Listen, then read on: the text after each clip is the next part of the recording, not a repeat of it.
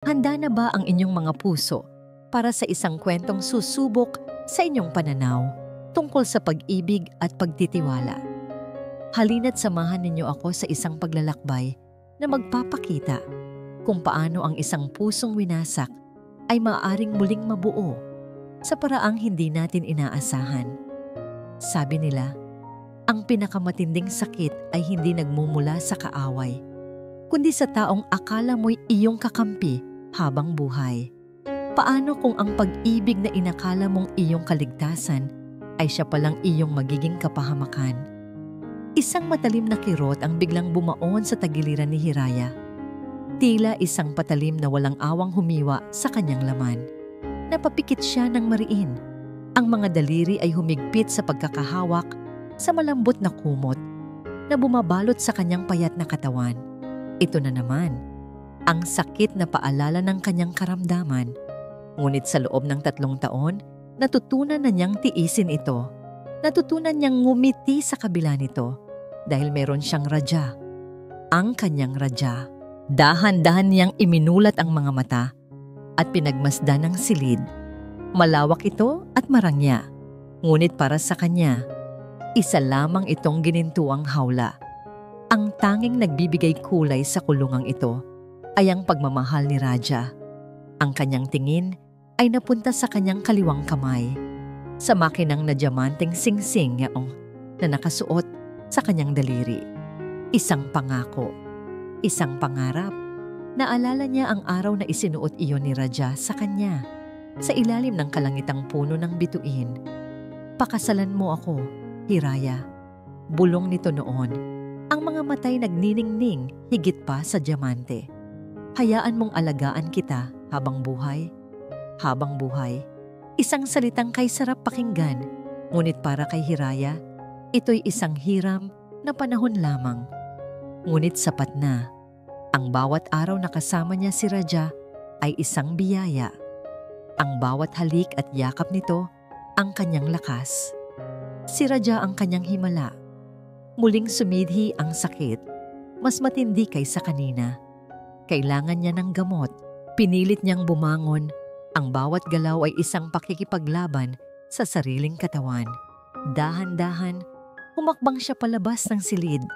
Ang mga paay nanginginig. Narinig niya ang boses ni Raja mula sa pasilyo. Nakatalikod ito, may kausap sa telepono. Agad na gumuhit ang isang nangiti sa labi ni Hiraya. Ngunit nang papalapit na siya, ang nangiting iyon ay unti-unting naglaho. Hindi ito ang boses ni Raja na puno ng pag-aalala na para sa kanya. Ito ay iba. May halong pagtawa. Isang tawang malamig at mapanlibak. Oo pare, don't worry about it. Sabi ni Raja sa kausap. May halakhak sa kanyang boses. Konting tiis na lang. The doctor said it's just a matter of months. Baka nga mas maaga pa. Napatigil si Hiraya. Anong ibig niyang sabihin? Yung pustahan, syempre, panalo na ako. Patuloy ni Raja. Sinong mag-aakalang mahuhulog ng ganun kadali ang kaawa-awang babaeng yon? The poor dying girl. All it took was a few sweet words and a shiny rock on her finger. Ang bawat salita ay parang suntok sa sikmura ni Hiraya. Pustahan, kaawa-awang babae. Napahawak siya sa kanyang bibig. Pinipigilan ng isang hikbing gustong kumawala. Ang mga dingding ay tila umuurong at lumalapit sa kanya. At yung pera? Muling tumawa si Raja. Huwag kayong mag-alala. Secure na secure. Ang lahat ng medical funds niya ay nailipat ko na sa isang investment na siguradong kikita. By the time she's gone, we'll be swimming in cash. It's the perfect plan. Magmamahal na nga lang siya. Sa isang bilyonaryo pa. At ako, I get to be the grieving fiancé and a richer man. Win-win. Hindi na makahinga si Hiraya. Ang hangin ay tila ninakaw mula sa kanyang mga baga. Ang sakit sa kanyang tagiliran ay wala na. Napalitan ito ng isang sakit na mas matindi, mas malalim. Isang sakit na dumudurog sa kanyang kaluluwa. Ang lalaking kanyang pinagkatiwalaan. Ang lalaking kanyang minahal nang higit pa sa kanyang buhay. ang kanyang himala. Isa lang palang kasinungalingan, isa lang siyang laro. Isang paraan para yumaman pa. Nang walang ingay, umatras si Hiraya. Bumalik siya sa silid na parang isang multo. Ang kanyang mga binti ay sumusuko na, ngunit nagpatuloy siya hanggang sa muli siyang mapahiga sa kama. Binalot niya ang kanyang sarili sa kumot, ngunit walang init na makapapawi sa ginaw na gumagapang sa kanyang buong pagkatao. Nanginginig siya, hindi dahil sa sakit, hindi dahil sa lagnat. Nanginginig siya sa katotohanang sumampal sa kanya. Ilang sandali pa, bumukas ang pinto. Pumasok si Raja, ang mukha'y puno ng pag-aalalang peke. May dala siyang isang mangkok ng mainit na sabaw. Ngumiti ito sa kanya, ang parehong ngiti na nagpatibok ng kanyang puso noon. Ngunit ngayon ay parang lason na sa kanyang paningin. Umupo ito sa tabi ng kama at hinaplos ang kanyang buhok. "Mahal ko, gising ka na pala," malambing nitong sabi. "Heto, dinalhan kita ng sabaw. Kumain ka na para lumakas ka." Tinaas ni Raja ang kutsara patungo sa kanyang bibig. Si Hiraya ay nakatitig lamang sa kanya. Sa mga matang dati sinasamba niya. Ngayon, wala na siyang makita, kundi isang halimaw na nagkukubli sa anyo ng isang anghel. Paano siya ngingiti? Paano siya kakain? Paano siya magpapanggap na ang puso niya ay hindi isang basag na salamin na nagkalat sa sahig? Kinakailangan niyang itago ang katotohanan. Kinakailangan niyang magpanggap. Dahil sa mga mata ng halimaw na ito, ang kanyang kahinaan, ang kanyang magiging katapusan. Kinabukasan, ang bawat paghinga ni Hiraya ay isang pag-arte. Ang bawat pagpikit ng mata, isang pagsasanay sa pagpapanggap.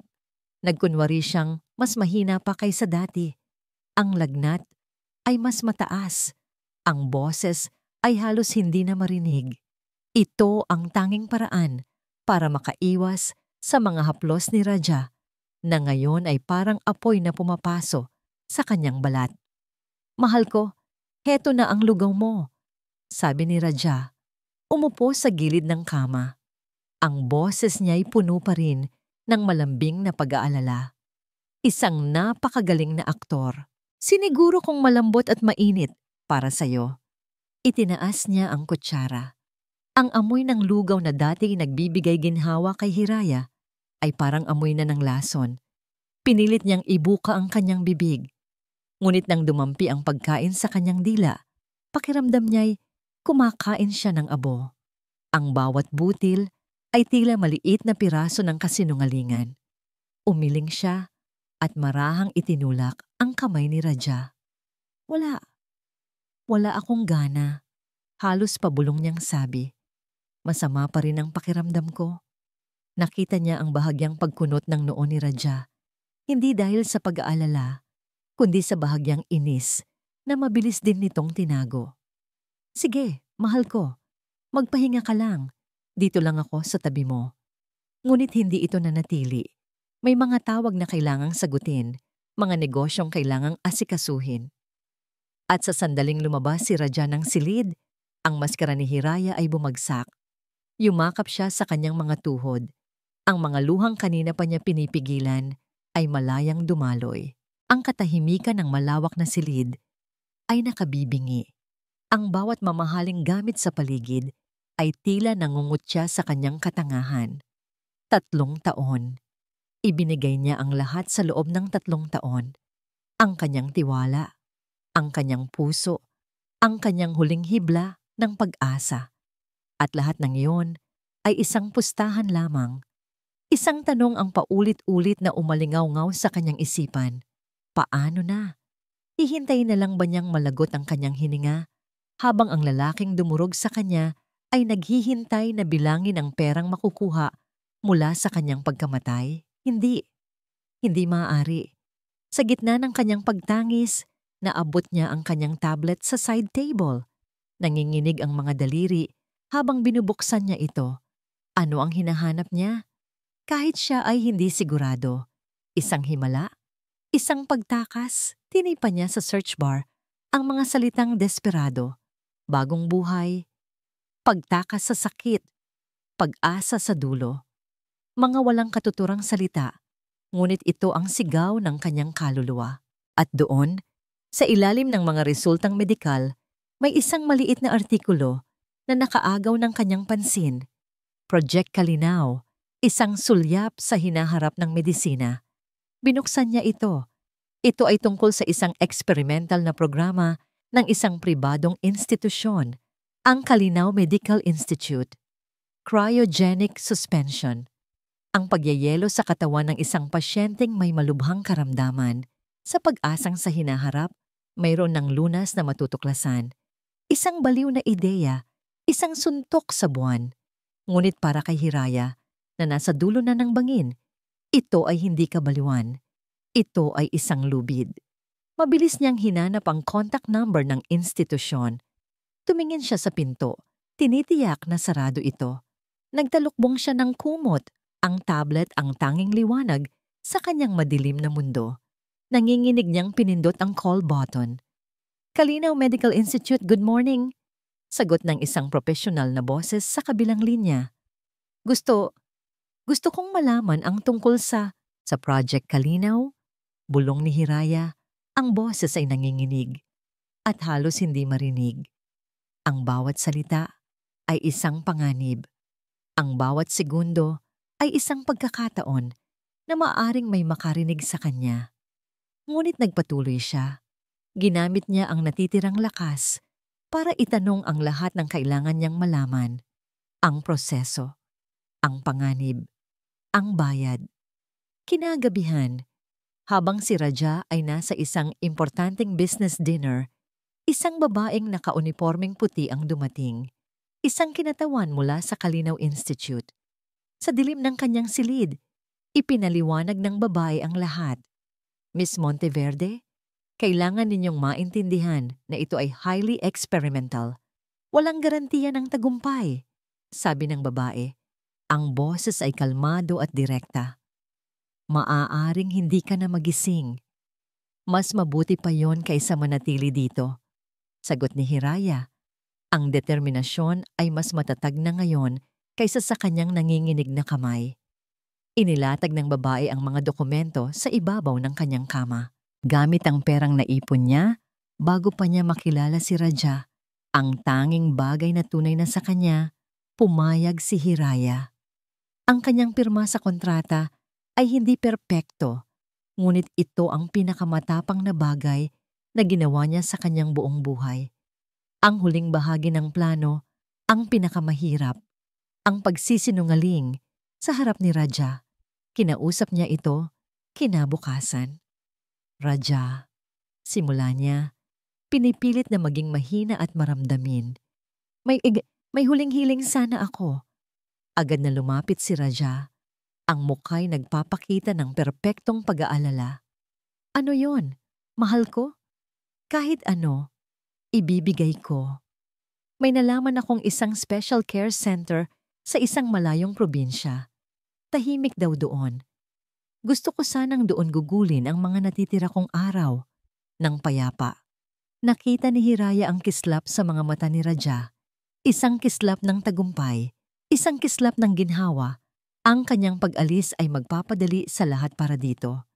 Kung yan ang gusto mo, mahal ko. Sabi ni Raja, hinahaplos ang kanyang pisngi. Ayusin ko ang lahat.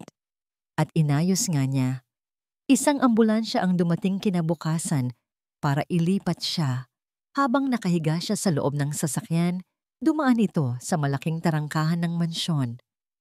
Sinulyapan ni Hiraya sa huling pagkakataon ang ginintuang hawla kung saan namatay ang kanyang mga pangarap. Nakatayo roon si Raja, kumakaway, ang imahe ng isang nagdadalamhating kasintahan.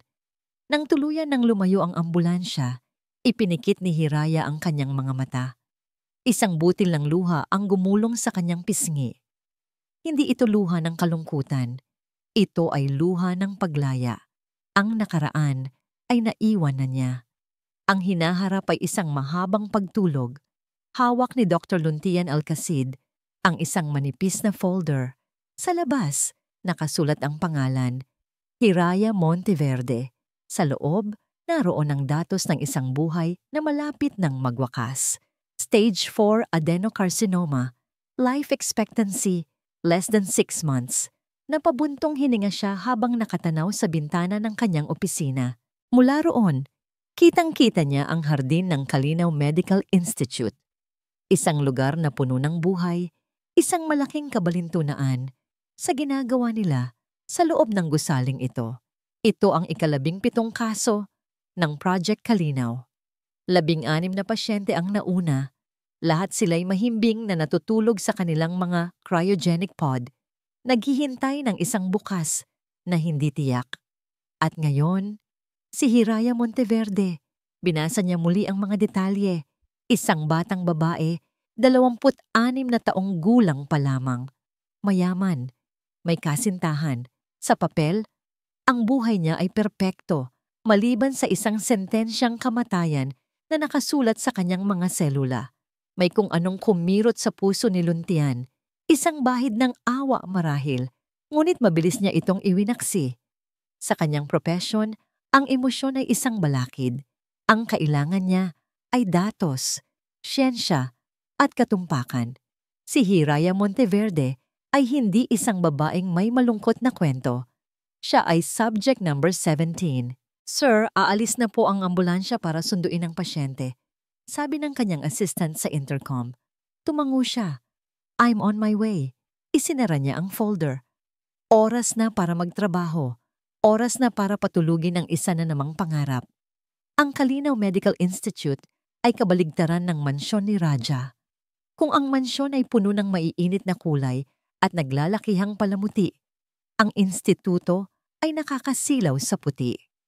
Ang sahig, ang mga dingding, ang mga uniforme ng mga nurse, lahat ay puti. Ang hangin ay may amoy ng antiseptic, isang amoy na malinis at walang anumang emosyon. Sa halip na matakot, nakaramdam si Hiraya ng kakaibang kapayapaan. Dito, walang kasinungalingan. Dito, ang lahat ay totoo at harapan. Itinulak ang kanyang wheelchair sa isang pasilyo patungo sa isang silid na mas mukhang laboratorio kaysa kwarto ng ospital.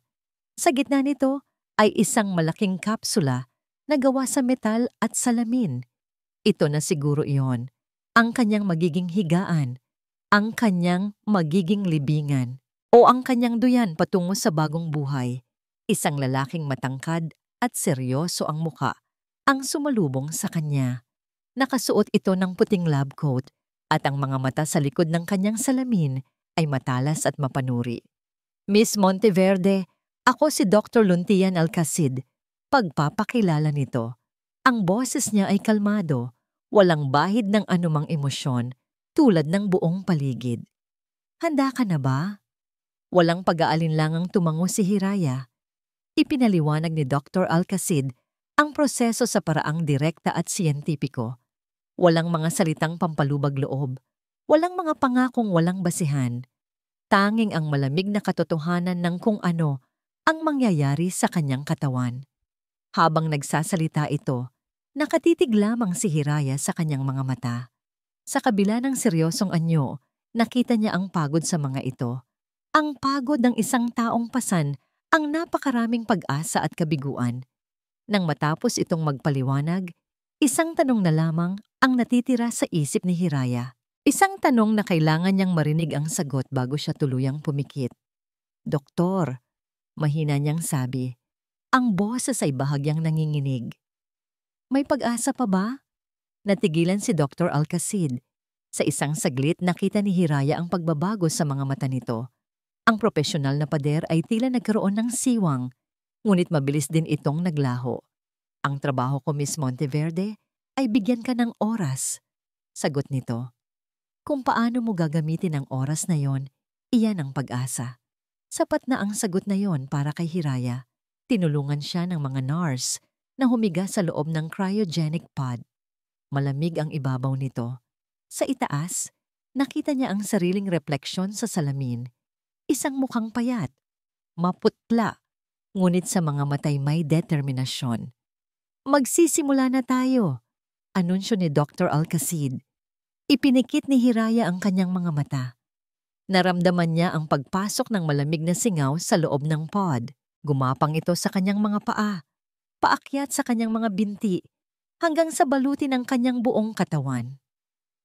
Ang huling alaala sa kanyang isipan ay hindi ang mukha ni Raja, kundi ang mga mata ni Dr. Alcacid, at pagkatapos, katahimikan, kadiliman.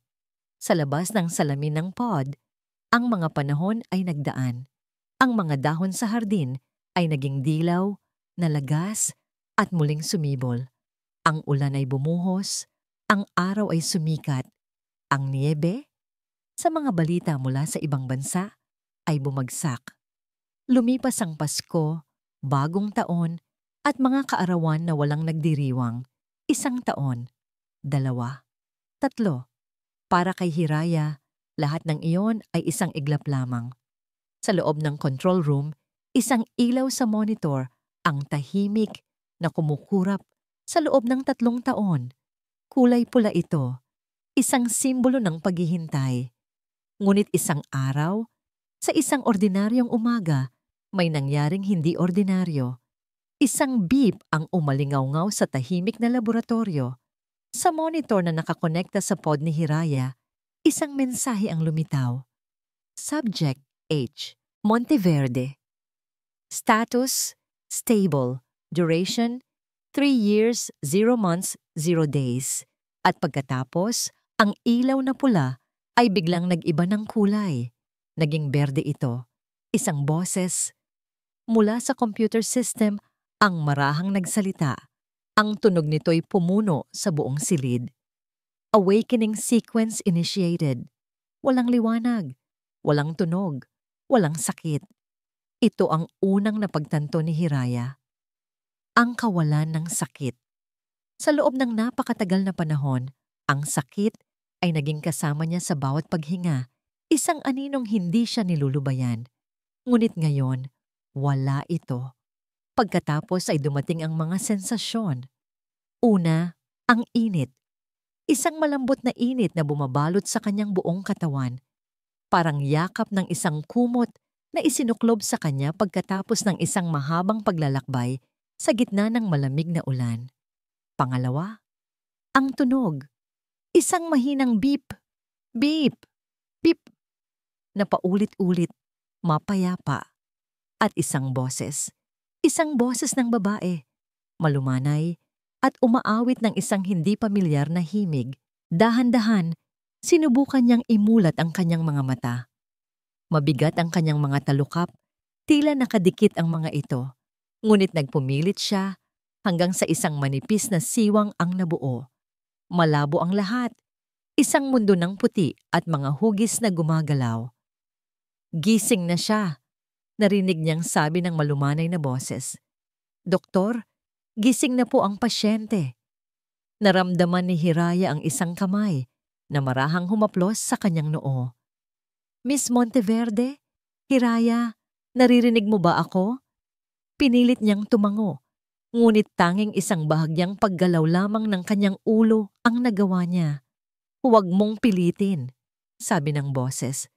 Ako si Ginhawa, ang nurse mo. Ligtas ka rito. Ginhawa, kahit ang pangalan ay nagbibigay ng kapanatagan. Unti-unting luminaw ang kanyang paningin. Nakita niya ang isang babaeng nakangiti sa kanya, ang mga matay mabait. At sa likod nito, ang pamilyar na figura ni Dr. Luntian Alcacid. Ang seryosong mukha nito ay hindi nagbago. Nasaan? Ako? Hirap na tanong ni Hiraya. Ang kanyang lalamunan ay tuyong-tuyo. Nasa Kalinaw Institute ka pa rin, sagot ni Dr. Luntian. Ang boses ay kalmado gaya ng dati. Welcome back, Hiraya. Welcome back? Mula saan? Gaano katagal? 30 taon. Ang isip niya ay naglakbay. Nasa hinaharap na ba siya? May mga lumilipad na bang sasakyan sa labas? Ang sakit, bulong niya. Hinahawakan ang kanyang tagiliran kung saan dati naroon ang matinding kirot. Wala na. Isang maliit na ngiti ang sumilay sa labi ni Dr. Luntian. Tama ka. Wala na. The procedure was a success, Hiraya. Habang natutulog ka, we were able to develop a new form of targeted therapy. It eradicated the cancer cells completely. Malusog ka na. You are completely cured. Napatitig si Hiraya sa doktor. Pagkatapos ay kay ginhawa. Naghahanap ng kahit anong senyales na ito'y isang biro. Ngunit wala. Tanging sinseridad lamang ang nakikita niya sa kanilang mga mukha. Magaling na siya. Ang sentensyang kamatayan ay binawi. Isang himala. Isang tunay na himala. Ilang taon? Tanong niya. Ang puso'y nagsisimulang tumibok ng mabilis sa pananabik. Anong taon na ngayon, doktor? Tumingin si Dr. Luntian sa digital na kalendaryo sa dingding. Ngayon ay October 25, 2028. 2088? Nagkamali ba siya ng dinig? Ano po? Pakiulit, Doc. 28. Ulit ni Luntian. 3 taon. 3 taon ka lang natulog, Hiraya. Hindi 30. Parang huminto ang pag-ikot ng mundo ni Hiraya.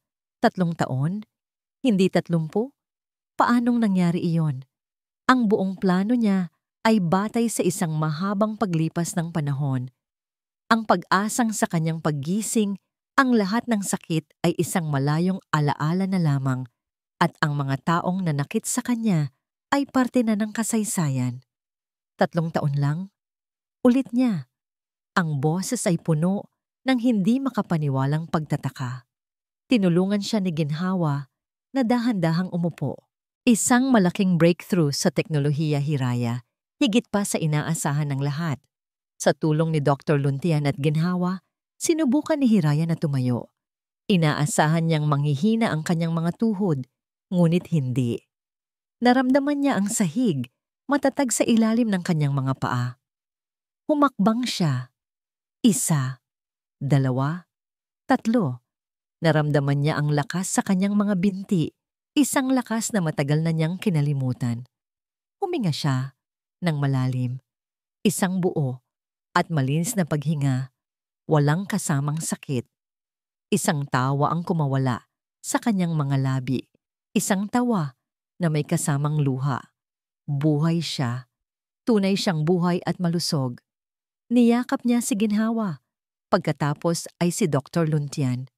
Salamat. Salamat po. Ngunit sa gitna ng kanyang kaligayahan, isang malamig na takot ang biglang gumapang sa kanyang likuran.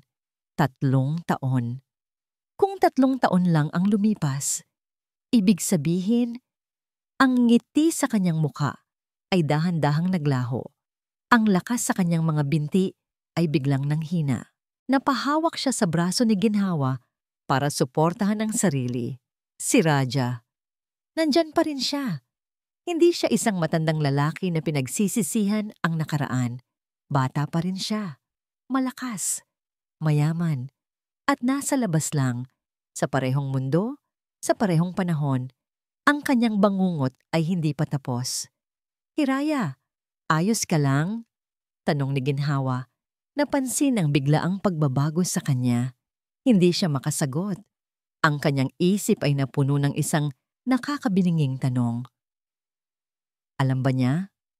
Bulong ni Hiraya ang mga matay ng lalaki sa takot habang nakatingin kay Dr. Luntian. Alam ba niyang buhay ako? Nagkatinginan si Dr. Luntian at Ginhawa. Marahang umiling ang doktor. Ang anunsyo sa publiko ay tungkol lamang sa tagumpay ng teknolohiya. For your privacy, your identity was kept confidential. Ngunit hindi iyon sapat para pakalmahin si Hiraya. Hinawakan ni Ginhawa ang kanyang kamay. Heto, siguro gusto mong makita ang nangyari sa labas.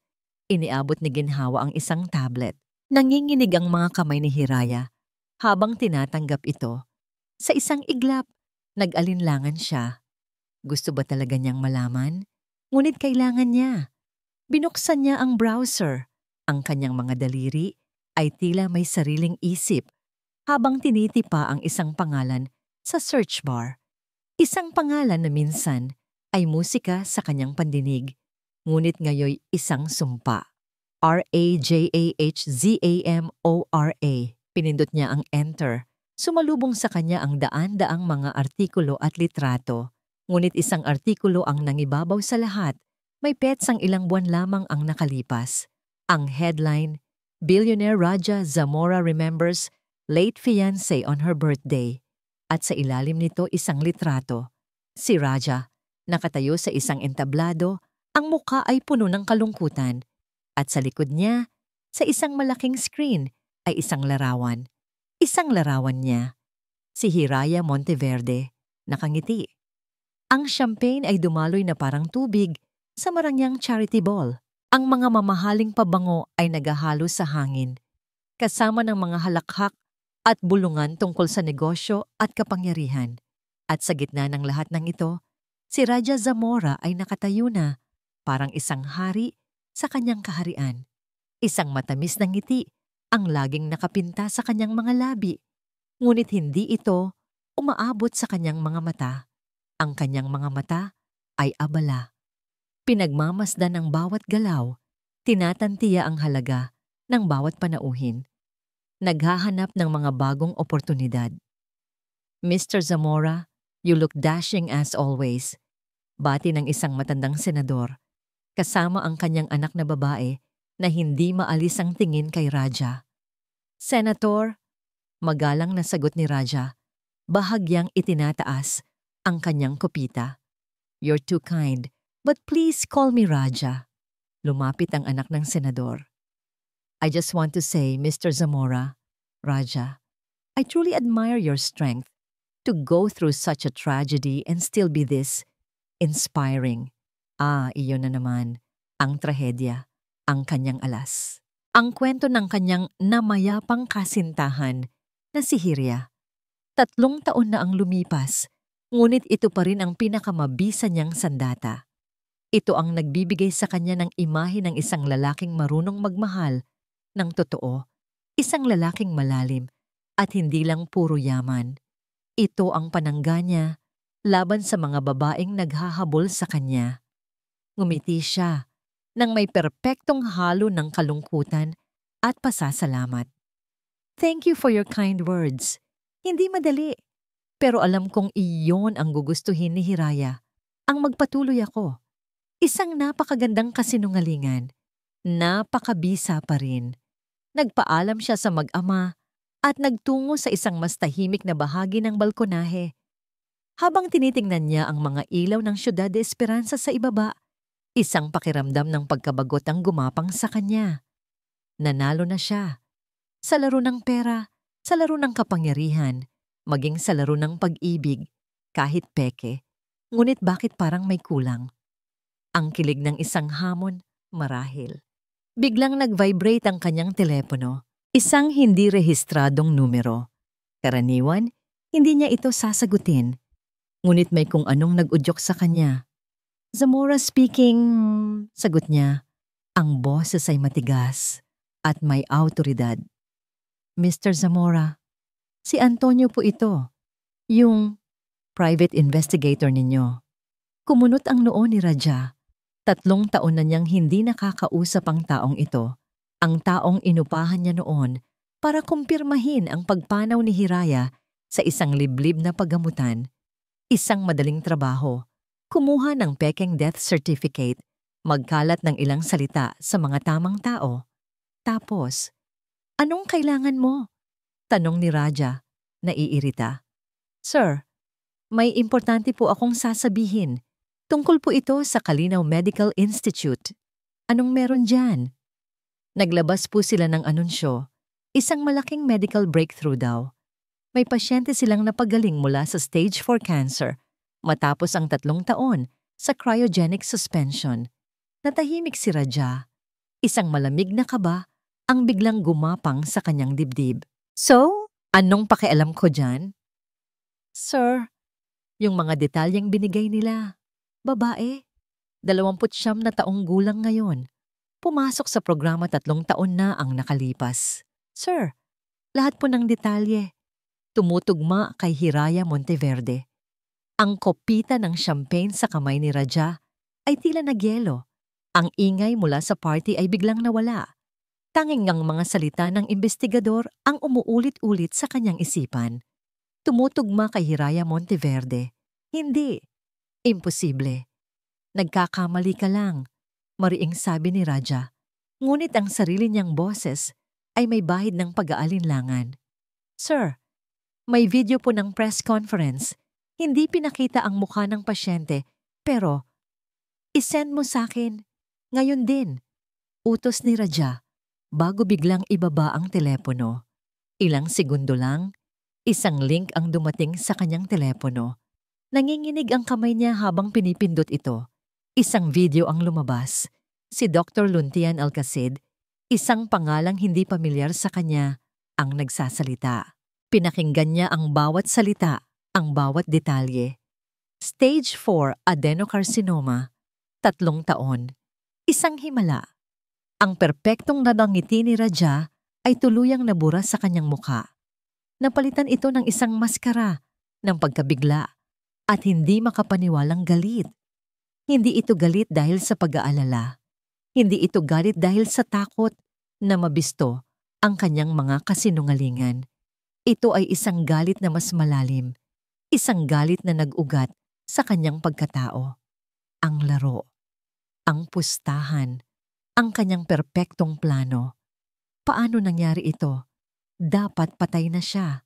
Dapat isa na lamang siyang malungkot na alaala na ginagamit niya para sa kanyang kapakanan.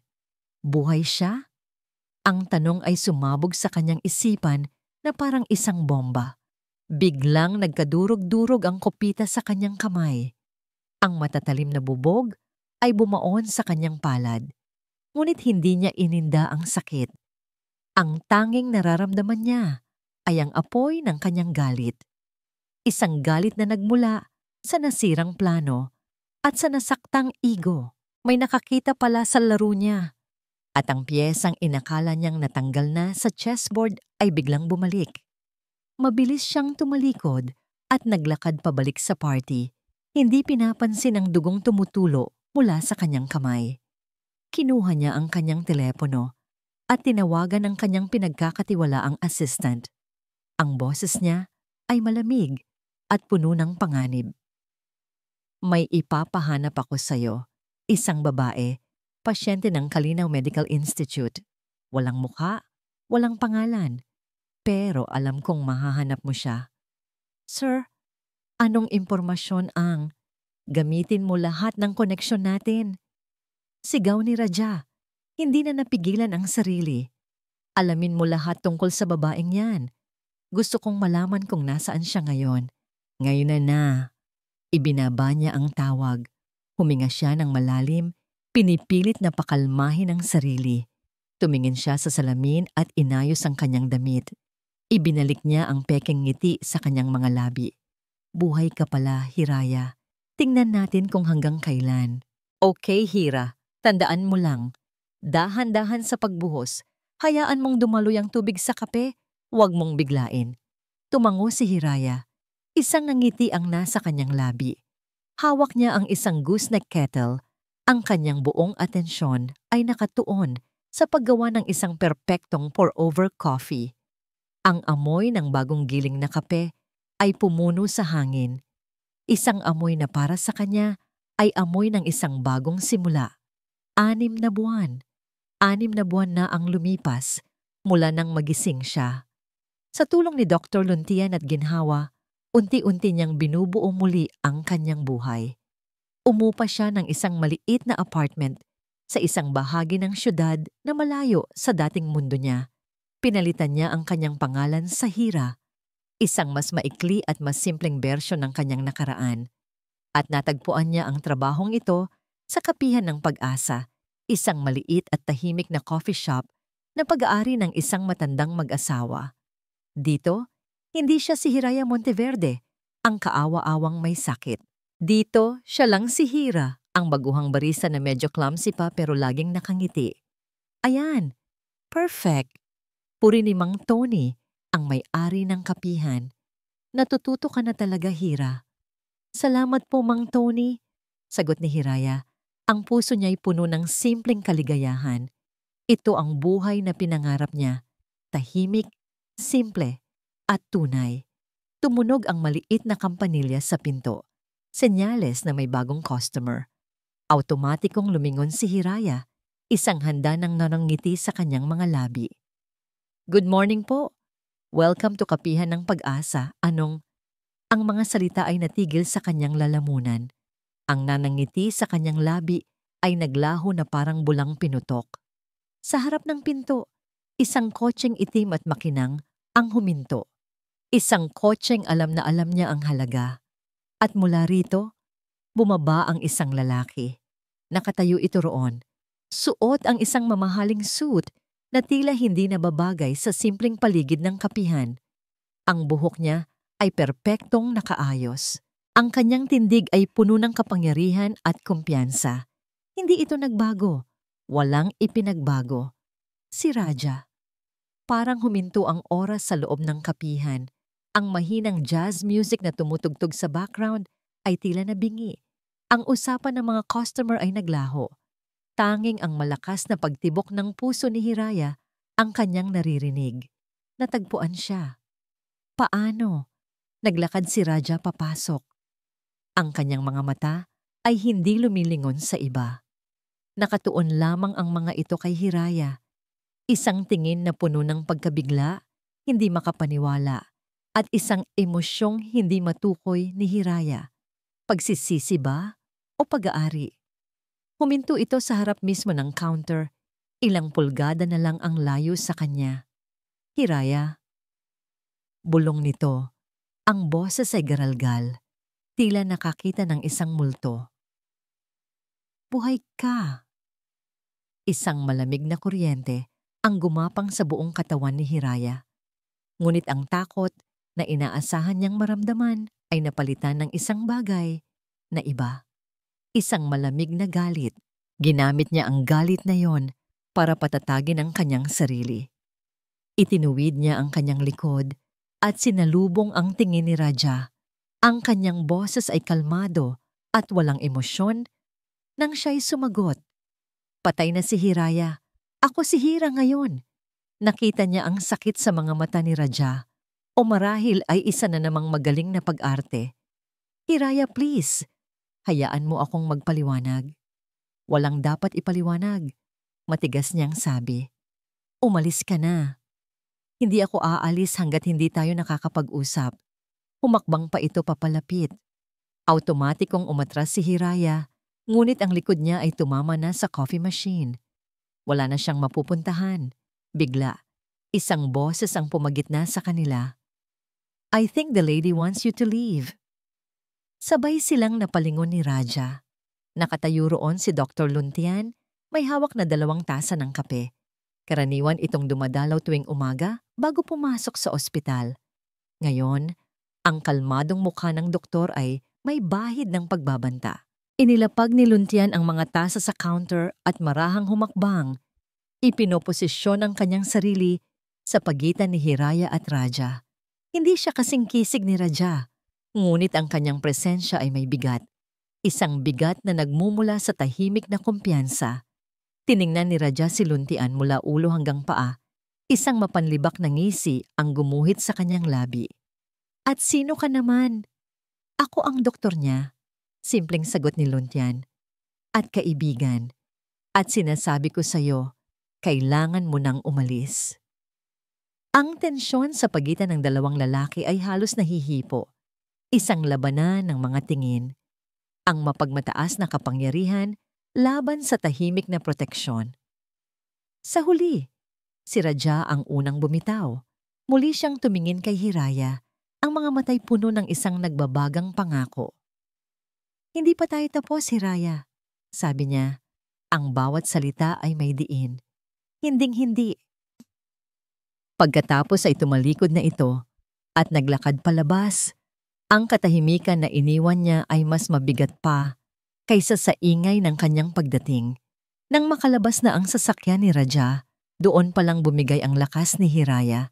Nang hina ang kanyang mga tuhod at napahawak siya sa counter, naramdaman niya ang kamay ni Luntian sa kanyang balikat. Isang mainit at matatag na presensya. "Hira, ayos ka lang?"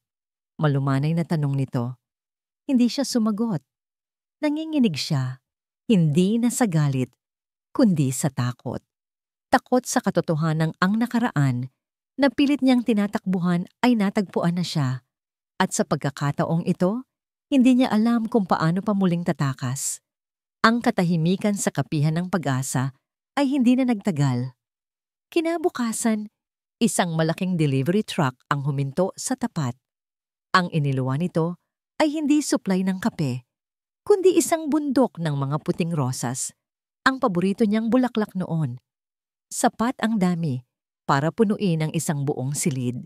Walang card, ngunit alam ng lahat kung kanino galing.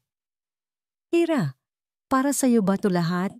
Tanong ni Aling Nena, ang asawa ni Mang Tony na hindi maitago ang pagkamangha. Napilitan lang ngumiti si Hiraya. Hindi ko po alam, ngunit alam niya. Bawat rosas ay parang isang sigaw ng pangalan ni Raja. Isang pagpapakita ng kapangyarihan, isang mensahe na kahit saan siya magtago, kaya siyang abutin. At hindi yon natapos doon. Kinahapunan, isa na namang delivery. Isang kahon na may logo ng isang mamahaling brand. Sa loob, isang bag na nagkakahalaga ng higit pa sa 6 na buwang sahod niya. Sa sumunod na araw, isang set ng mga alahas. Hindi siya natutuwa. Nasasakal siya. Ang bawat regalo ay hindi parang isang alay ng kapayapaan, kundi isang kadenang pilit na isinusuot sa kanya. Pinagtitinginan na siya ng kanyang mga katrabaho. Ang dating simpleng buhay niya ay ginugulo ng mga anino ng kanyang marangyang nakaraan. Isang gabi, habang nag-iisa sa kanyang apartment at pilit na hinahanap ang kapayapaan, binuksan niya ang telebisyon at doon, sa isang sikat na late-night talk show, nakikita niya ang mukha ni Raja. Ang kanyang anyo ay perpekto, malungkot, ngunit gwapo. Ang kanyang mga mata ay tila naglalaman ng bigat ng buong mundo. Raja, simula ng host, ang buong bansa ay humanga sa iyong katatagan. Ngunit ngayon, may mga usap-usapan, mga balitang tila nabuhay ang isang himala. Anong nang masasabi mo? Huminga ng malalim si Raja, tila nag-iipon ng lakas. Hindi ko pa kayang magbigay ng detalye, sabi niya. Ang boses ay puno ng pagsisisi. Pero sasabihin ko ito, nagkamali ako. Isang malaking pagkakamali na dulot ng aking kahinaan at karuwagan. Isang pagkakamaling pagsisisihan ko habang buhay. At kung bibigyan ako ng pangalawang pagkakataon ng tadhana, gagawin ko ang lahat para itama iyon. Ang mga manonood sa studio ay pumalakpak. Ang host ay tila naantig. Naging bida si Raja sa sarili niyang kwento. Isang nagkamaling mangingibig na humihingi ng pangunawa. Napatay ni Hiraya ang telebisyon. Ang galit na nararamdaman niya ay may kasamang laso ng pagkalito. Napakagaling niyang magsinungaling. Napakakumbinsido. Paano kung may katiting na katotohanan sa mga sinasabi niya? Ang isiping iyon ay kinilabutan niya. Ngunit hindi niya mapigilang pumasok ito sa kanyang isipan. Gabi na nang matapos siluntian sa ospital, dumaan siya sa isang maliit na kainan para ibili ng paboritong pagkain si Hiraya, isang paraan para pagaanin ang loob nito matapos ang nangyari sa kapihan. Pagdating niya sa apartment ni Hiraya, bubuksan na sana niya ang pinto gamit ang duplicate key na ibinigay nito sa kanya. Ngunit natigilan siya nang makitang bahagyang nakaawang ito. Dahan-dahan siyang pumasok. Hira? Tawag niya. Walang sagot. Natagpuan niya ito sa kwarto. Nakaupo sa gilid ng kama, sa dilim. Ang tanging liwanag ay nagmumula sa hawak nitong tablet. At sa screen, nakita ni Luntian ang mga imahe. Mga litrato, mga lumang litrato ni Hiraya at Raja. Magkayakap sa isang yate. Magkahalik sa paanan ng Eiffel Tower. Nakangiti, masaya, at tila walang problema sa mundo. Isang bagay na hindi niya maibibigay, isang kirot na hindi pamilyar ang naramdaman ni Luntian sa kanyang dibdib. selos. Alam niyang hindi makatwiran. Alam niyang parte ito ng proseso ng paghilom. Ngunit hindi niya mapigilang isipin, paano kung hinahanap-hanap pa rin ni Hiraya ang buhay na yon? Paano kung ang simpleng buhay na kasama niya ay hindi pala sapat? Tumikhim siya para ipaalam ang kanyang presensya. Nagulat si Hiraya at mabilis na pinatay ang tablet. "Luan, kanina ka pa?" "Kararating ko lang," sagot niya. Sinubukang gawing normal ang kanyang boses. Inilapag niya ang pagkain sa mesa. "Kumain ka na ba?" Umiling si Hiraya. Hindi na napigilan ni Luntian ang sarili. Ang pag-aalala niya ay lumabas bilang isang babala. "Hira, nakita ko yung interview niya. Huwag mong hayaang malinlang kanya ulit. Alam mong laro lang niya lahat yan, hindi ba?" Tumingin sa kanya si Hiraya. Ang mga matay may bahid ng sakit. "Alam ko." "Kung alam mo, bakit mo tinitingnan ang mga lumang litrato ninyo?" Tanong ni Luntian. Mas matigas kaysa sa kanyang intensyon. Biglang tumayo si Hiraya. "Dahil parte yon ng buhay ko, Luan. Hindi ko pwedeng basta nalang burahin. Hindi mo naiintindihan." "Ang naiintindihan ko ay unti-unti ka na namang nahuhulog sa bitag niya." Giit ni Luntian. Ang mga salita ay tumama kay Hiraya na parang isang sampal. Ang lahat ng pressure mula kay Raja at ang pag-aalala mula kay Luntian ay sumabog sa loob niya. Pakiramdam niya ay kinokontrol na naman siya. "Buhay ko to, Luan." Sigaw niya, ang boses ay basag. "Ako ang nasaktan. Ako ang niloko. Kaya hayaan mo akong harapin to sa sarili kong paraan. Desisyon ko to." Natahimik si Luntian, nasaktan sa mga salita ni Hiraya. Tumango na lang siya. "Sige, kung yan ang gusto mo." Tumalikod siya at tahimik na lumabas ng apartment. Naiwan si Hiraya na umiiyak, puno ng pagsisisi sa kanyang mga sinabi, ngunit puno rin ng pagkalito. Sa gitna ng kanyang pag-iyak, tumunog ang kanyang telepono. Isang text message mula sa isang numerong hindi niya kilala, ngunit alam niya kung sino ito. Ang mensahe ay maikli lamang. "Pumunta ka sa dati nating tagpuan. May kailangan kang malaman. Isang bagay na magpapabago sa lahat." Ang katahimikan sa kapihan ng Pag-asa ay hindi na nagtagal. Kinabukasan, isang malaking delivery truck ang huminto sa tapat. Ang iniluwan nito ay hindi supply ng kape, kundi isang bundok ng mga puting rosas, ang paborito niyang bulaklak noon. Sapat ang dami para punuin ang isang buong silid. Walang card, ngunit alam ng lahat kung kanino galing. "Hira, para sa'yo ba ito lahat?" Tanong ni Aling Nena, ang asawa ni Mang Tony, na hindi maitago ang pagkamangha. Napilitan lang ngumiti si Hiraya. "Hindi ko po alam." Ngunit alam niya. Bawat rosas ay parang isang sigaw ng pangalan ni Raja. Isang pagpapakita ng kapangyarihan. Isang mensahe na kahit saan siya magtago, kaya siyang abutin. At hindi iyon natapos doon. Kinahapunan, isa na namang delivery. Isang kahon na may logo ng isang mamahaling brand. Sa loob, isang bag na nagkakahalaga ng higit pa sa 6 na buwang sahod niya. Sa sumunod na araw, isang set ng mga alahas. Hindi siya natutuwa. Nasasakal siya. Ang bawat regalo ay hindi parang isang alay ng kapayapaan, kundi isang kadenang pilit na isinusuot sa kanya. Pinagtitinginan na siya ng kanyang mga katrabaho. Ang dating simpleng buhay niya ay ginugulo ng mga anino ng kanyang marangyang nakaraan. Isang gabi, habang nag-iisa sa kanyang apartment at pilit na hinahanap ang kapayapaan, binuksan niya ang telebisyon. At doon, sa isang sikat na late-night talk show, nakita niya ang mukha ni Raja. Ang kanyang anyo ay perpekto, malungkot, ngunit gwapo. Ang kanyang mga mata ay tila naglalaman ng bigat ng buong mundo. "Raja," simula ng host, "ang buong bansa ay humanga sa iyong katatagan.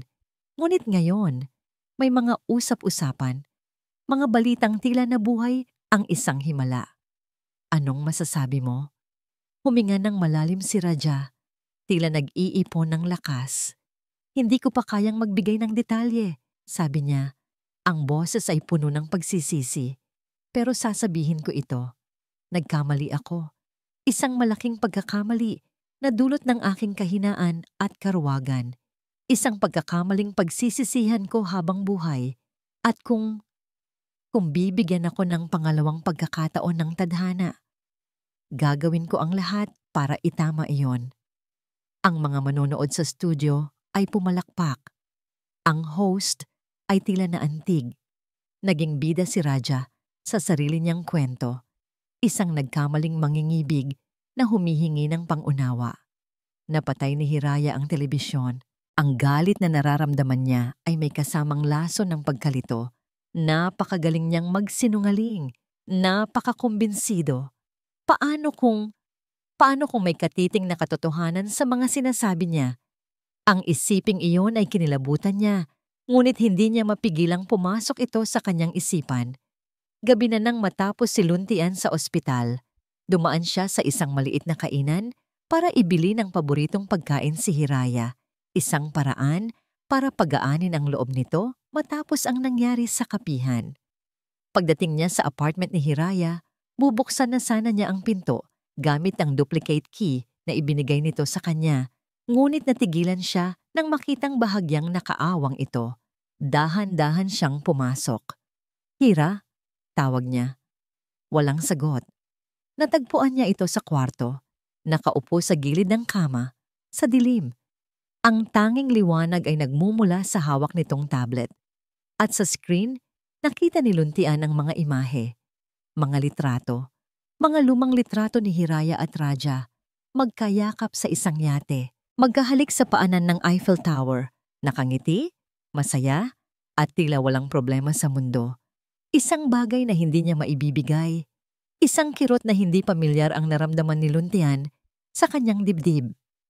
Selos, alam niyang hindi makatwiran. Alam niyang parte ito ng proseso ng paghilom. Ngunit hindi niya mapigilang isipin, paano kung hinahanap-hanap pa rin ni Hiraya ang buhay na yon? Paano kung ang simpleng buhay na kasama niya ay hindi pala sapat? Tumikhim siya para ipaalam ang kanyang presensya. Nagulat si Hiraya at mabilis na pinatay ang tablet. "Luan, kanina ka pa?" "Kararating ko lang," sagot niya. Sinubukang gawing normal ang kanyang boses. Inilapag niya ang pagkain sa mesa. "Kumain ka na ba?" Umiling si Hiraya. Hindi na napigilan ni Luntian ang sarili. Ang pag-aalala niya ay lumabas bilang isang babala. "Hira, nakita ko yung interview niya. Huwag mong hayaang malinlang kanya uli. Alam mong laro lang niya lahat yan, hindi ba?" Tumingin sa kanya si Hiraya, ang mga matay may bahid ng sakit. "Alam ko." "Kung alam mo, bakit mo tinitingnan ang mga lumang litrato ninyo?" Tanong ni Luntian, mas matigas kaysa sa kanyang intensyon. Biglang tumayo si Hiraya. "Dahil parte yon ng buhay ko, Luan. Hindi ko pwedeng basta nalang burahin. Hindi mo naiintindihan." "Ang naiintindihan ko ay unti-unti ka na namang nahuhulog sa bitag niya," giit ni Luntian. Ang mga salita ay tumama kay Hiraya na parang isang sampal. Ang lahat ng pressure mula kay Raja at ang pag-aalala mula kay Luntian ay sumabog sa loob niya. Pakiramdam niya ay kinokontrol na naman siya. "Buhay ko to, Luan!" Sigaw niya, ang boses ay basag. "Ako ang nasaktan. Ako ang niloko. Kaya hayaan mo akong harapin to sa sarili kong paraan. Desisyon ko to." Natahimik si Luntian, nasaktan sa mga salita ni Hiraya.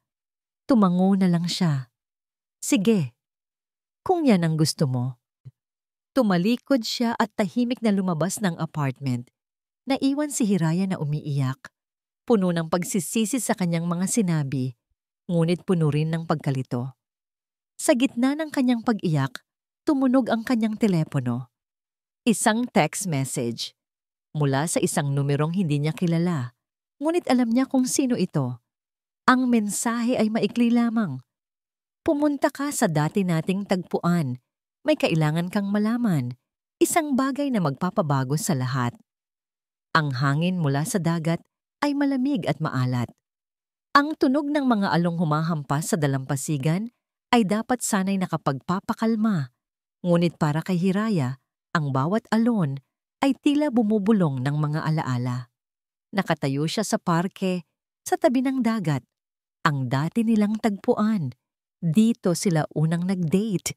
Dito rin sila laging nagpupunta kapag gusto nilang takasan ang magulong mundo. Ang lugar na ito, na dati simbolo ng kanilang pagmamahalan, ngayon ay parang isang eksena ng krimen na binabalikan niya. Bakit siya pumunta? Dahil sa galit niya kay Luntian? Dahil sa pagkalito? O dahil sa isang maliit at nakakabaliw na bahagi ng kanyang puso na gustong maniwala na posibleng may katotohanan sa pagsisisi ni Raja? Dumating ka. Ang boses ni Raja ay nagmula sa kanyang likuran. Lumingon si Hiraya. Hindi ito nakasuot ng mamahaling suit ngayon. Isang simpleng polo shirt at pantalon lamang. Isang pagtatangkang magmukhang simple, magmukhang tulad ng dati. Ano ang kailangan mong sabihin? Tanong ni Hiraya. Ang boses ay walang emosyon. Isang pader na pilit niyang itinatayo. Salamat sa pagpunta, sabi ni Raja. Dahan-dahang lumalapit. Alam kong wala akong karapatang hilingin ito. Pero, salamat. Hindi sumagot si Hiraya. Hinayaan niya itong magsalita. Huminga ng malalim si Raja. Tila naghahanda para sa isang mahirap na pag-amin. Hiraya, totoo. Totoo yung narinig mo noon. Nagsimula nga sa isang hangal na pustahan. Ako at ang mga kaibigan ko, mga arogante at walang pakialam. It was a disgusting, horrible thing to do. At wala akong balak itago yan sa'yo. Napatitig si Hiraya. Hindi ito ang inaasahan niya. Inaasahan niya ang mga pagtanggi, mga palusot. Ngunit heto, inaamin nito ang lahat. Pero, patuloy ni Raja, at sa pagkakataong ito, tumingin ito ng diretso sa kanyang mga mata. At nakita ni Hiraya ang mga luha. Mga totoong luha. Pero maniwala ka sa akin, Hiraya. Noong nakilala na kita, noong nakita ko na kung gaano kakabuting tao, kung gaano kadalisay ang puso mo, lahat ay nagbago. Sinubukan kong umatras sa pustahan, pero huli na. Natakot ako. Natakot akong aminin sa iyo ang katotohanan dahil alam kong mawawala ka sa akin. At sa takot na yon, mas lalo lang akong nagkamali. Ang puso ni Hiraya ay nagsimulang gumuho. Ang pader na kanyang itinayo ay unti-unting nabibitak. Ang sakit at galit ay naroon pa rin, ngunit ngayon may kasama ng awa. Ang bawat araw na kasama kita, pagkatapos noon, ang bawat pag-aalaga ko, lahat ng yon ay totoo na, Hiraya. Minahal kita. Minahal talaga kita ng totoo. At ang pagkawala mo ang naging pinakamalaking parusa sa akin. Napaiyak na si Raja, isang lalaking makapangyarihan, nakaluhod ngayon sa kanyang harapan sa pamamagitan ng mga salita. Patawarin mo ako. Patawarin mo ako sa aking karuwagan. Hindi alam ni Hiraya kung ano ang sasabihin. Ang utak niya ay sumisigaw ng bitag, ngunit ang puso niya ay nalilito. At doon, nang makita ni Raja ang siwang sa kanyang depensa, doon niya inihagis ang kanyang lason. May isa pa akong gustong sabihin, sabi ni Raja. Pinupunasan ng kanyang mga luha. Tungkol sa doktor mo, si Luntian. Napakunot ang noo ni Hiraya. Anong tungkol sa kanya? Nag-imbestiga ako, sabi ni Raja. Ang boses ay nagbago, tila isang taong nag-aalala. Alam mo ba, Hiraya, na bago ka dumating ang Project Kalinaw ay itinuturing na isang failure. Malapit na silang mawalan ng pondo. They needed a miracle. At pagkatapos, dumating ka. Ano ang gusto mong palabasin? Isipin mo. Bulong ni Raja, ang mga salita'y tila isang ahas na gumagapang sa kanyang tainga. Bakit sa dinami-dami ng pasyente, ikaw ang pinili niya para sa bagong therapy? Bakit ang kaso mo ang naging matagumpay? Isipin mo, Hiraya, isang himala. At sino ang pinakasikat ngayon dahil sa himalang yon? Sino ang tinatawag na henyo ng medisina? Hindi ba't siya? Biglang nanlamig ang buong katawan ni Hiraya. Ang mga salita ni Raja ay tumusok sa pinakamalalim na bahagi ng kanyang takot at kawalan ng tiwala. Hindi ganyang tao si Luan. Depensa niya. Ngunit kahit sa sarili niyang pandinig, ang kanyang boses ay mahina. Sigurado ka ba? Tanong ni Raja. O baka naman isa ka lang ulit naging instrumento? Noon, para sa pera. Ngayon, para sa katanyagan. Magkaiba ba talaga sila, Hiraya? O pareho lang kaming ginamit ka para sa sarili naming kapakanan? Tama na. Hindi na niya kaya. Tumalikod si Hiraya at nagsimulang maglakad palayo. Ang mga salita ni Raja ay umuugong sa kanyang isipan na parang lason. Hira! Isang pamilyar na boses ang tumawag sa kanya. Si Luntian. Tumatakbo ito palapit.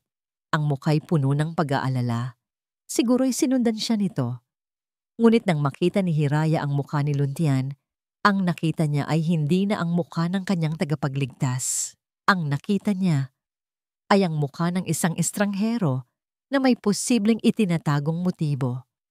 Ang duda na itinanim ni Raja ay nagsimula ng mag-ugat. Hira, anong ginagawa mo rito? Anong sinabi niya sa'yo? Tanong ni Luntian, hinahawakan ang kanyang braso. Marahas na iwinaksi ni Hiraya ang kamay nito. Ang lahat ng kanyang sakit, galit at pagkalito ay bumuhos sa isang sigaw. Huwag mo akong hawakan. Ang sakit sa mata ni Luntian ay kitang-kita, ngunit hindi ito nakita ni Hiraya. Ang nakikita lang niya ay ang sarili niyang pagkawasak. Lahat kayo. Pare-pareho lang kayo. Sigaw niya. Ang mga luha ay malayang dumadaloy. Nagsimulang pumatak ang ulan. Tila nakikidalamhati sa kanya. Iwan niyo na akong lahat. Tumakbo siya. Tumakbo siya palayo kay Raja. Tumakbo siya palayo kay Luntian. Tumakbo siya nang walang patutunguhan. Ang ulan ay humahalo sa kanyang mga luha. Mag-isa na naman siya. Mas mag-isa pa kaysa noong siya'y natutulog sa yelo. Dahil ngayon, gising siya. Ngunit ang kanyang mundo ay mas madilim at mas malamig pa kaysa dati.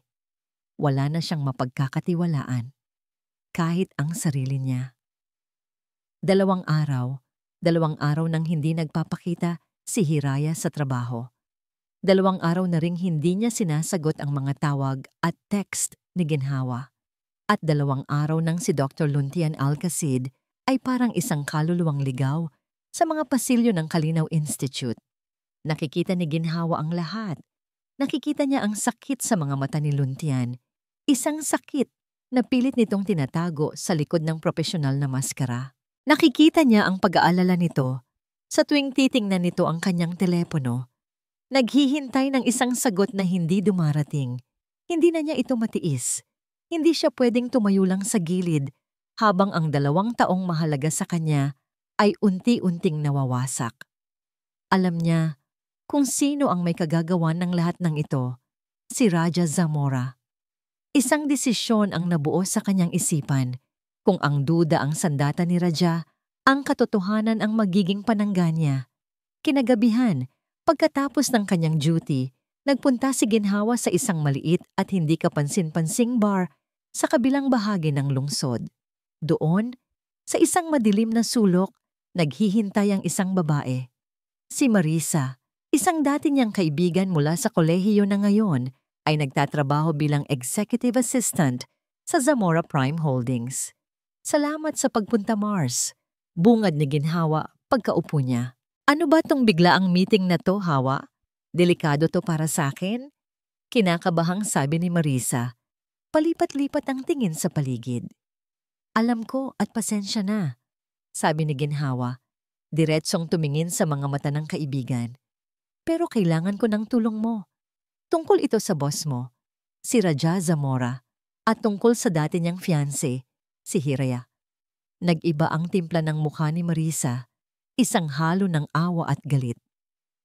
Alam ko na kung saan papunta to. Ang sama-samang damo talaga ng lalaking yon. Kailangan ko ng pruweba, Mars, Pakiusap ni Ginhawa.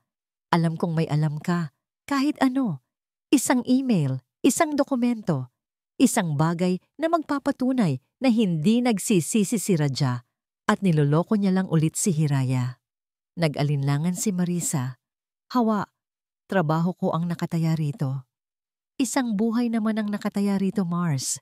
Giit ni Ginhawa. Isang buhay na minsan nang winasak ng boss mo at ngayon ay sinusubukan na namang wasakin ulit. Katahimikan. Tinitimbang ni Marisa ang mga bagay-bagay sa kanyang isipan. Sa huli, huminga ito ng malalim at kinuha ang kanyang telepono. Hindi ko kayang kumuha ng dokumento, sabi nito. Pero meron akong recording. Nag-uusap sila noon sa opisina, akala niya naka-off ang conference phone. Pinakinggan ko lang, itinago ko in case kailanganin ko. Para sa proteksyon ko.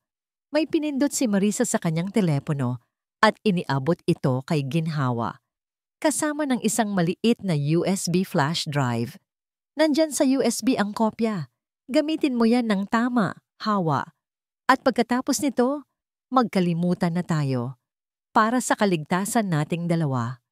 Kinuha ni Ginhawa ang USB. Ito na yon, ang sandata. Salamat, Mars. Utang ko sa'yo ito. Mabilis na umalis si Marisa. Nag-iwan kay Ginhawa na hawak ang isang maliit na bagay na may bigat ng katotohanan.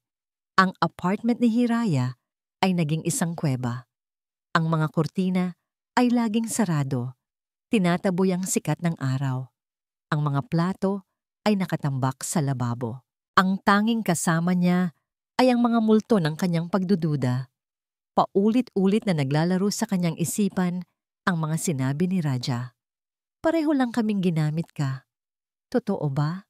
Si Luntian, ang taong nagbigay sa kanya ng pangalawang buhay, ginawa lang ba yon para sa sariling katanyagan? Ang kabaitan nito, ang pag-aalaga, lahat ba yon ay parte ng isang mas malaking plano? Ang sakit ng pagdududa ay mas masahol pa sa sakit ng cancer. Dahil ang cancer ay may kalaban. Ang duda, ang kalaban ay ang sarili mong isipan. Isang katok sa pinto ang pumutol sa kanyang pag-iisip. Hindi niya ito pinansin. Hiraya! Hira, ako to, si Ginhawa. Alam kong nandyan ka. Buksan mo to, please. Mas malakas na katok. At pagkatapos ay ang tunog ng pagpasok ng susi. Ang spare key na ibinigay niya rito. Pumasok si Ginhawa, ang mukha'y puno ng determinasyon. Hindi niya pinansin ang gulo ng apartment. Lumapit ito kay Hiraya na nakaupo lang sa sahig, nakayakap sa kanyang mga tuhod. Tumayo ka dyan, Hira. Sabi ni Ginhawa. Ang boses ay mahinahon ngunit may diin. Umalis ka na, Hawa. Gusto kong mapag-isa. Hindi ako aalis. Matatag na sabi ni Ginhawa. Hindi ako aalis hanggat hindi mo naririnig to. Dahil karapatan mong malaman ang buong katotohanan. Umupo si Ginhawa sa tabi niya at inilabas ang kanyang telepono at isang pares ng earphones. Ayokong pakinggan mo lang. Gusto kong damhin mo. Isuot mo to. Nag-aalangan man, kinuha ni Hiraya ang earphones at isinuot ito. Pinindot ni Ginhawa ang play. Sa simula, ingay lang. Pagkatapos, ang boses ni Raja, malinaw na malinaw. Oo, pare. Panalo na ako. Sinong mag-aakalang mahuhulog ng ganun kadali ang kaawa-awang babaeng yon? Ito ang parehong pag-uusap na narinig niya 3 taon na ang nakalipas. Ngunit may kasunod. Isang bahaging hindi niya narinig noon. Isang boses ng kaibigan ni Raja ang sumagot. Teka, hindi ka ba nakokonsensya? Mukhang mabait naman yung babae. At ang sagot ni Raja? Ang sagot na yon ang bumaon na parang patalim sa puso ni Hiraya. Isang halakhak, isang malakas, at walang pakialam na halakhak. Konsensya? Pare, sa mundong to, pera ang konsensya. Isa pa, anong masama sa ginagawa ko? Pinapasaya ko siya sa mga huling araw niya. Binibigyan ko siya ng isang magandang panaginip bago siya tuluyang matulog. Kung tutuusin, I'm doing her a favor. At ako, magiging mas mayaman ako. It's a work of art, my friend. A masterpiece of manipulation. Inalis ni Hiraya ang earphones. Ang kanyang mukha ay walang emosyon, walang luha. Tanging isang nakakakilabot na katahimikan. Ang lahat ng duda ay naglaho.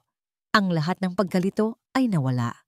Ang lahat ng katiting na pag-asa na baka nagsisisi nga si Raja ay sinunog hanggang maging abo.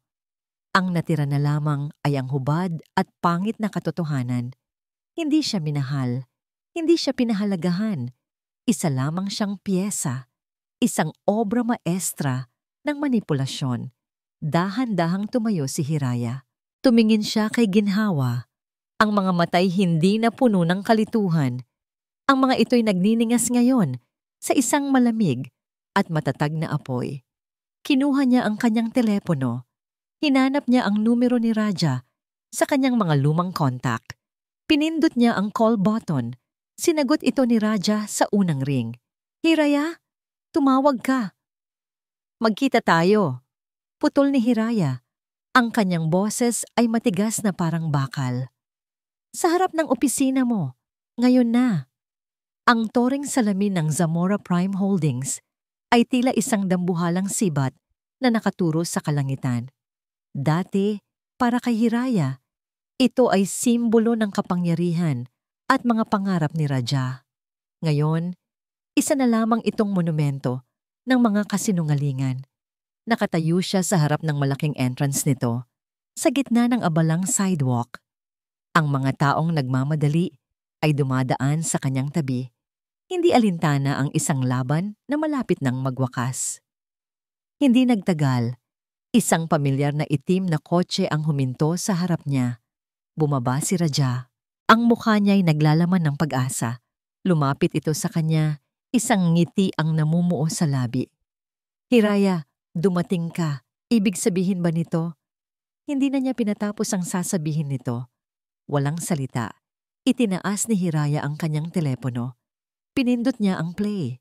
Ang boses ni Raja, malinaw at malakas sa gitna ng ingay ng syudad, ang umaling-awngaw mula sa speaker.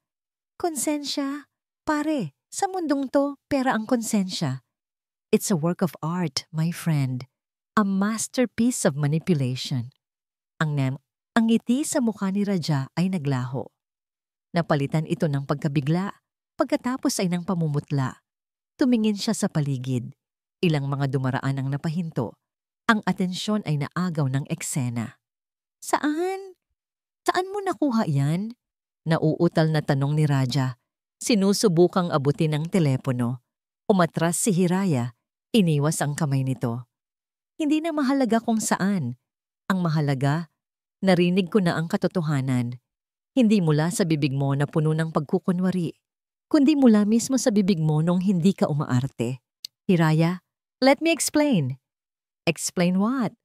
Tanong ni Hiraya, at sa unang pagkakataon, isang ngiti ang sumilay sa kanyang labi. Isang ngiting hindi masaya, kundi mapait at puno ng paglaya. Ipaliwanag mo kung paano mo ako ginawang isang obra maestra ng manipulasyon o kung paano mo ako pinaniwala na ang pag-ibig mo ay isang himala. Gayong isa lang pala itong pustahan. Hindi na nagsisigaw si Hiraya, hindi na siya umiiyak. Ang kanyang boses ay kalmado, matatag, at bawat salita ay parang isang matulis na yelo na tumutusok sa pagkatao ni Raja. Akala mo ba panalo ka? Patuloy niya. Akala mo ba sa pagbabalik ko, may pagkakataon kang ituloy ang laro mo? Nagkakamali ka. Dahan-dahan, hinubad niya ang diamanteng singsing mula sa kanyang daliri. Ang singsing na minsan niyang itinuring na simbolo ng pangako. Ngayon, isa na lamang itong piraso ng metal at bato na walang halaga. Tapos na ang laro, Raja, sabi ni Hiraya.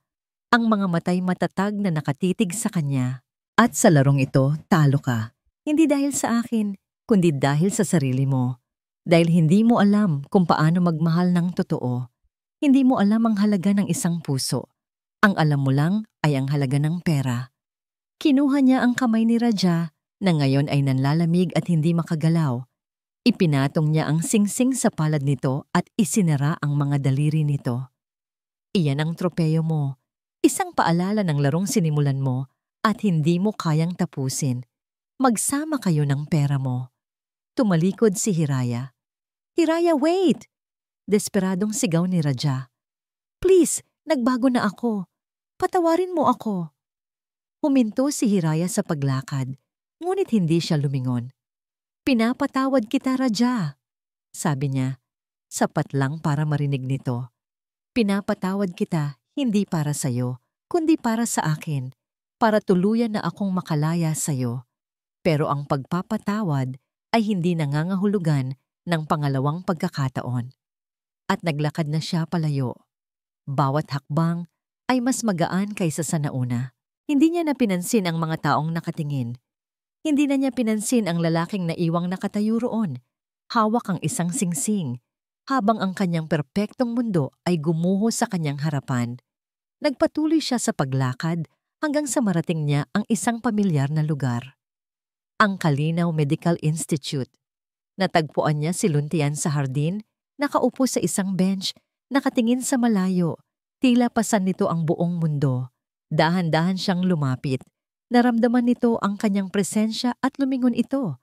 Nakita ni Hiraya ang pagod at sakit sa mga mata nito. Luan, mahina niyang sabi. Tumayo ito. Hira, ayos ka lang? Walang salita. Yumakap si Hiraya. Isang mahigpit na yakap. Patawad, Luan. Bulong niya sa dibdib nito. Patawad kung pinagdudahan ng kita. Patawad kung nasaktan kita. Naramdaman niya ang mga braso ni Luntian na yumakap pabalik sa kanya, mahigpit at puno ng proteksyon. Wala kang dapat ihingi ng tawad, Hira. Naiintindihan ko. Humiwalay si Hiraya sa yakap at tumingin sa mga mata nito. Tapos na, Luan. Tapos na ang lahat. Isang maliit na ngiti ang sumilay sa labi ni Luntian. Ang nangiting iyon, para kay Hiraya, ay mas makinang pa kaysa sa anumang diamante. Ilang buwan ang lumipas. Sa isang tahimik na kanto ng syudad, isang maliit na flower shop ang nagbukas. Ang pangalan sa itaas, Hiraya's Garden. Sa loob, si Hiraya, hindi na si Hira lang, ay abala sa pag-aayos ng mga bulaklak. Ang kanyang mga kamay, na dating nanginginig sa sakit, ay maliksi at puno ng buhay. Ang kanyang mukha ay may ngiti, isang tunay at payapang ngiti. Payapang ngiti. Tumunog ang kampanilya sa pinto. Pumasok si Luntian. May dalang 2 tasa ng kape mula sa kapihan ng Pag-asa. Good morning, boss. Bati nito. Good morning, Doc. Sagot ni Hiraya, tumatawa. Inabot ni Luntian ang 1 tasa. Handa ka na ba? Para sa unang araw? Tumingin si Hiraya sa paligid ng kanyang munting tindahan. Ang bawat bulaklak ay parang isang piraso ng kanyang bagong buhay. Isang buhay na siya mismo ang nagtanim, nag-alaga, at nagpalago. Ngumiti siya kay Luntian, isang nangiting puno ng pasasalamat at walang hanggang pag-asa. Ngayon pa lang ako nagsisimula. At dito po nagtatapos ang kwento ni Hiraya. Isang kwento ng pusong winasak, ngunit sa huli muling nabuo. Hindi sa pamamagitan ng paghihiganti o pagbabalik sa nakaraan, kundi sa pamamagitan ng matapang na pagpili sa sarili. Ang kwentong ito ay nagpapaalala sa atin na ang tunay na lakas ay hindi nasusukat sa kung paano natin tinitiis ang sakit, kundi sa kung paano tayo bumabangon mula rito. Ang pinakamahalagang pagpapatawad na maibibigay natin ay ang pagpapatawad sa ating sarili, sa mga pagkakamali, sa labis na pagtitiwala, at sa mga panahong inuna natin ang iba bago ang ating kapakanan. At sa sandaling mapatawad natin ang ating sarili, doon tunay na nagsisimula ang paghilom at ang isang bagong kabanata. Ang pag-ibig na tunay ay hindi nagkukulong. Ito ay nagpapalaya. Hindi ito nananakit. Ito ay nagpapagaling. Maraming pong salamat sa inyong walang sawang pagsubaybay sa kwento ni Hiraya, Raja at Luntian. Sana po ay may napulot kayong aral at inspirasyon mula sa kanilang paglalakbay. Ang inyong pakikinig ang nagsisilbing lakas at inspirasyon sa amin upang magpatuloy sa paglikha ng mga kwentong tumatatak sa puso. Kami po ay nasasabik na marinig ang inyong mga saloobin. Ano po ang masasabi ninyo sa naging desisyon ni Hiraya sa huli? Anong aral ang pinakatumatak sa inyo? At anong uri ng kwento? Kwento ng pag-ibig, pamilya, o pagbangon ang gusto ninyong mapakinggan sa susunod? I-comment lamang po sa ibaba. Ang bawat komento ninyo ay mahalaga at binabasa po naming lahat. Hindi dito nagtatapos ang ating paglalakbay. Marami pa pong kwentong kasing ganda at mas puno ng aral dito sa aming channel. Kung nagustuhan nyo ang kwentong ito, i-like, i-share sa pamilya at mga kaibigan at mag-subscribe na rin para lagi kayong updated sa mga susunod pa naming kwento. I-click nyo ang notification bell para kayo ang unang makarinig kapag may bago kaming upload. Pagpalain po kayo ng Panginoon, kayo at ang inyong buong pamilya. Hanggang sa muli.